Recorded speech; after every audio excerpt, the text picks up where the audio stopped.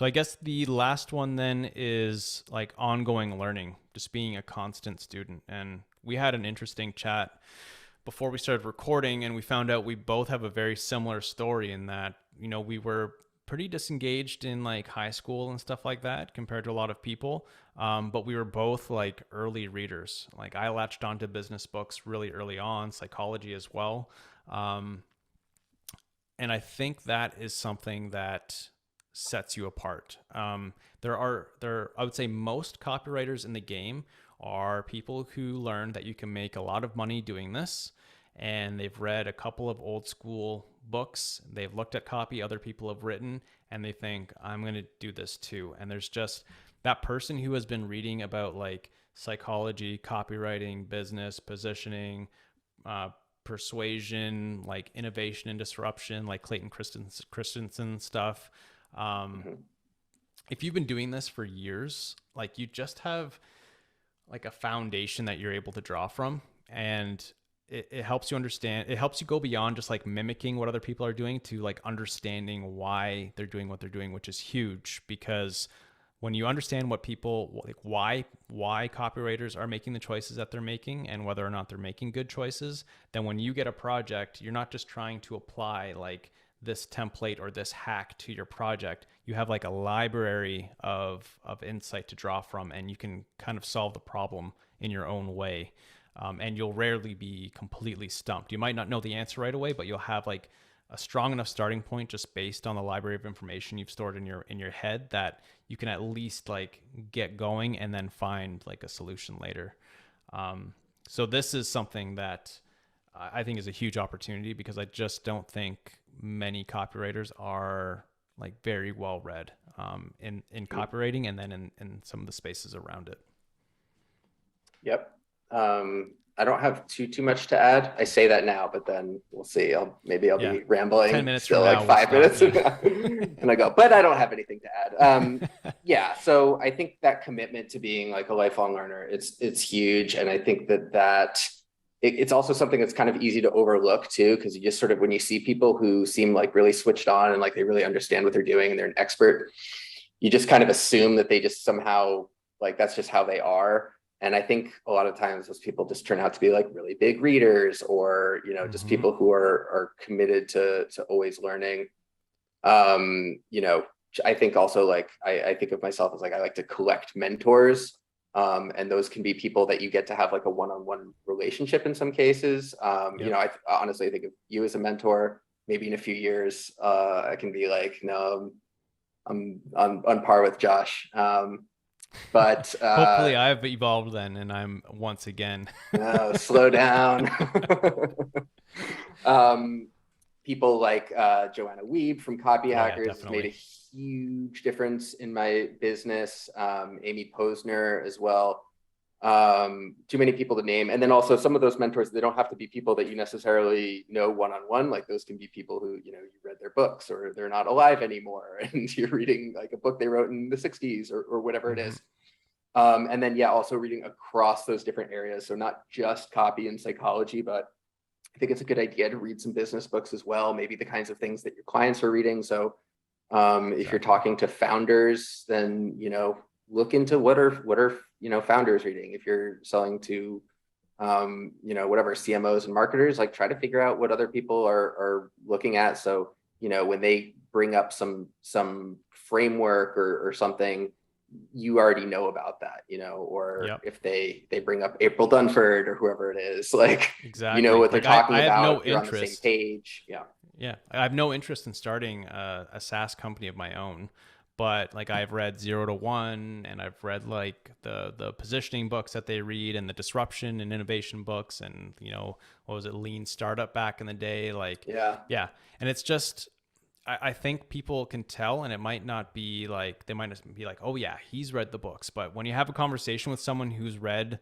all the books that you've read, you're able to have like an actual conversation back and forth, versus like spacing out when they're talking about all this stuff. And then it's like, you hear copyright and like, oh yeah, I write words. And then, you're the copywriter, and then you're not able to be seen as like a partner in any sense. Right.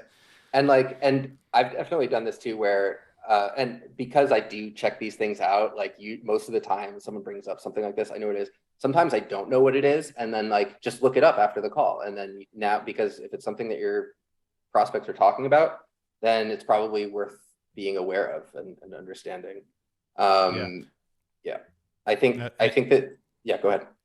I was just going to say, I think that's where like being well read really pays off, because if I think about like if I'm working with a freelancer and they don't know something and I just need to get them up to speed on this little thing, and they can kind of hang that new knowledge off of like a tree of other stuff that they've got because they're really well read. That's different than if I'm working with a freelancer who knows some basics about copywriting, but then I have to explain like everything about like how disruption works, how positioning works, how messaging works, like how psychology works, and they have no idea of any of these things. Like then I can't just teach them that little thing and they're going to get it, like because they have nothing to hang it off. It's just going to be this little piece of information that's floating around and not attached to anything. So yeah, it's just so huge. If you can be well read, it's better if you started earlier, but if not, like just start reading now.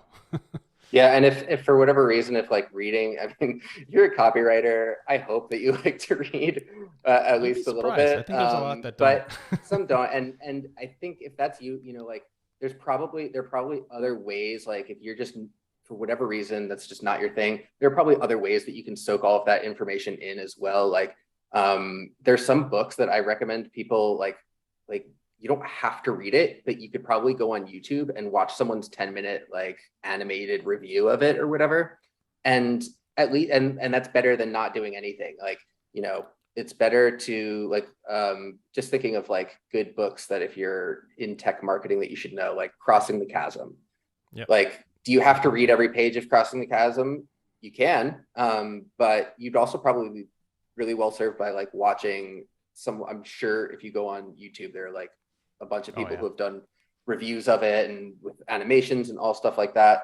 So like, yeah, that find other things that work for you. Courses, whether they're paid or free, those are really helpful. I'm a big fan of Copy Hackers Copy School, where that has like tons and tons of lessons. And there's some of them that are so valuable that I've watched them a bunch of times and they've become so ingrained in me that I don't even know that that's where it comes from anymore. So a client will ask me about something and I'll just say, oh yeah, here's how it works. And I'm talking like I'm, you know, a super expert on this topic. And a big part of that reason is because I've kind of just like brainwashed it into my, I've brainwashed myself with smart people, with the words and thoughts of smart people. So at some point we should probably do like a list of like all the stuff we recommend, like all the books, all the courses, all to put together, but for sure. Yeah, that would be a good idea. And I think, we zoomed in on reading, and reading is just what comes natural to both of us. But I think deep down, it's just, you can separate yourself by being a curious person.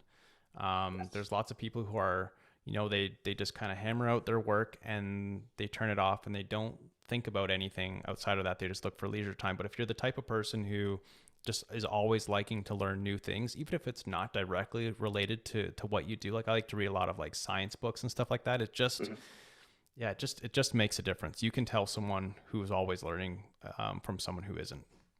I suspect that on a lot of sales calls, what it kind of comes down to for the prospect looking at one of us, like let's say that it's a prospect who's speaking to you. I have a feeling that, you know, let's say that person leaves and they have to go explain to someone else why they think that they should go with you. I feel like they might not be able to articulate it other than to say like, this guy just gets it. You know what I mean? Yeah. Like, and I think that we talked about that earlier privately about like, sometimes you just, you meet someone who's an up and coming freelancer, copywriter, and you just get this sense of like, okay, this person gets it. And they might not know everything yet. They might not be an expert yet. But I think what that thing of like, they get it is, it's that sort of that they have this curiosity and they've been trying to satisfy it. And so you get this feeling that like, okay, this person is, even if they don't understand everything that they need to know today, I trust that they will be able to understand what they need to know in order to do a good job. So I think that learning helps you stand out as someone who just gets it. Yeah, that's actually a really good way of putting it. I've actually had clients say that, like that's why they chose Yeah. me, is because they're like, I don't know, you just kind of like I felt like you understood what we were trying to do. And it's that sales call, like it's a conversation. You're able to kind of like broach a bunch of different topics with them just because you're familiar with it. You're not just waiting for them to say copywriting so that you can tune in and say something smart. You can say something smart about a lot of things. Right.